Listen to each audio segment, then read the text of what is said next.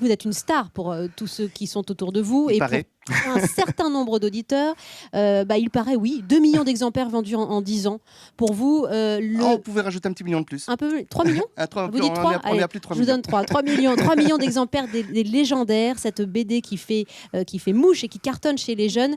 Comment le dessinateur de porcelaine, vous l'enfant de Limoges, est arrivé dans ce monde de la BD jeunesse? C'est une belle aventure. Ah, c'est une belle aventure. Par contre, si j'explique comment comment j'en suis arrivé à faire les légendaires, ça va un peu décevoir. Oui. Parce qu'à vrai dire, les premiers projets BD que j'ai présentés aux éditeurs n'étaient pas du tout de la BD jeunesse, c'était plutôt des BD d'horreur, très trash, très sanglants. Ouais. Et c'est parce que aucun éditeur n'a voulu de mes projets adultes que je me suis dirigé vers le secteur jeunesse, et je pensais pas du tout que ça allait être un milieu où j'allais autant m'épanouir et où j'allais cartonner, parce que je me sentais pas du tout l'âme d'un auteur jeunesse au départ. Eh bien voilà, vous cartonnez, 3 millions d'exemplaires vendus, le tome 17, l'Exode de Calandre, qui est paru au mois d'octobre, et les questions des jeunes qui nous entourent pour mieux comprendre votre parcours. Bonjour Noubaïla.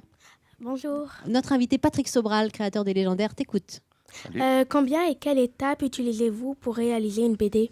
Alors, il y a différentes étapes. La toute première, évidemment, c'est le scénario. Avant de commencer à dessiner une BD, il faut penser au scénario.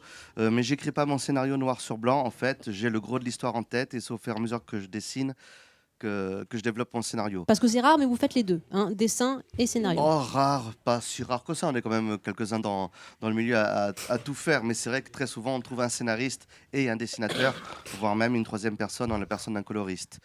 Donc après, c'est les crayonnés. Donc c'est faire toute la BD au crayon. Ça me prend à peu près 2 mois de travail. Cette étape-là, je la montre à mon éditeur pour qu'il me dise si il comprend bien la BD, si elle est claire. S'il la comprend, tout simplement, il me sert de lecteur test. Ensuite, via l'ancrage, je remets au propre donc les crayonnés de l'album, ce qui me prend à peu près 2 mois de plus.